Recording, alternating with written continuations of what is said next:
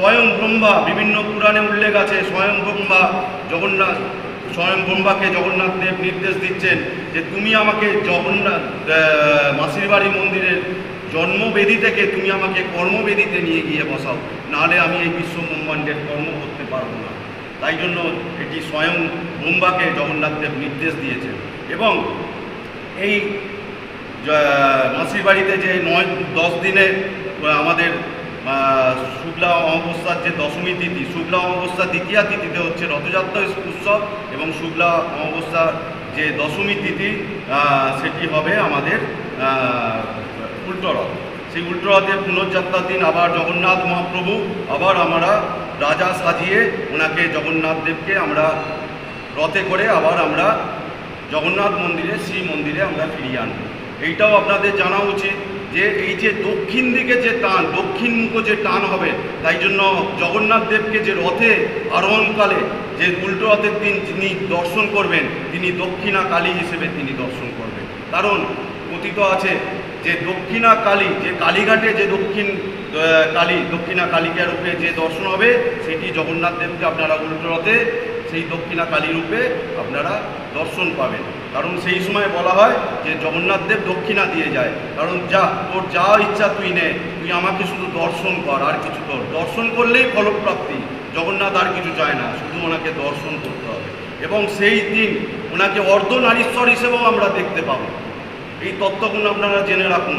সেই দিন আমরা জগন্নাথ দেবকে অর্ধনারীশ্বর হিসেবেও দেখতে পাই, কারণ ওনার যে অলকা, ওনার যে মাথার তিলক দেখবেন, মেয়েদের যে ওনার জগন্নাথ দেবের ডান দিকটা হচ্ছে নারী রূপ, বাঁ দিকটা হচ্ছে পুরুষের রূপ। ওনার ডান দিকে নলক পরানো থাকে, মাথার মধ্যে আমরা দেখবেন আমরা কাপড় দিয়ে ওনাকে ঢেকে দিই, শাড়ির যেমন আঁচল থাকে মহিলাদের, এবং তার মধ্যে তিলক থাকে, তারপরে অলকা থাকে।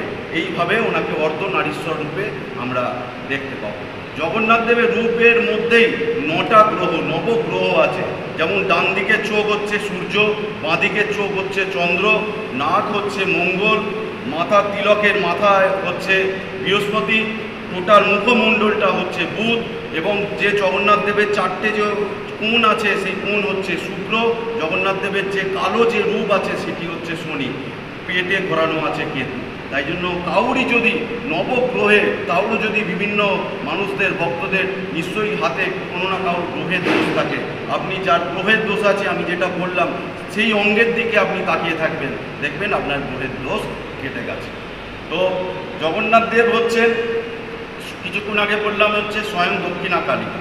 কারণ সুভদ্রা হচ্ছে ভুবনেশ্বরী, জগন্নাথ নীলাদ্রুত সাক্ষাৎ দক্ষিণা কালিকা।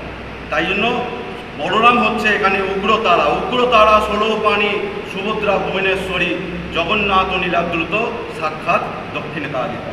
তাই জন্য এখানে বলভদ্রদেবকে আমরা উগ্রতারা হিসেবে ধরছি, মা সুভদ্রাকে মা ভুবনেশ্বরী হিসেবে ধরছি, এবং জগন্নাথ দেবকে আমরা দক্ষিণা কালিকা হিসেবে আমরা ধরছি।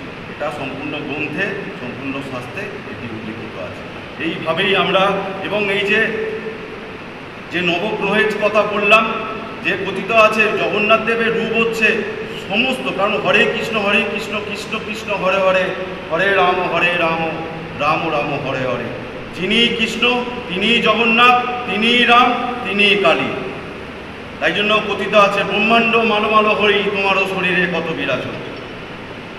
এই জগন্নাথের শরীরই হচ্ছে সব কিছু, ওনার মধ্যেই শিব, ওনার মধ্যেই কালী, ওনার মধ্যেই কৃষ্ণ, ওনার মধ্যেই রাম, সব কিছু ওনার মধ্যে।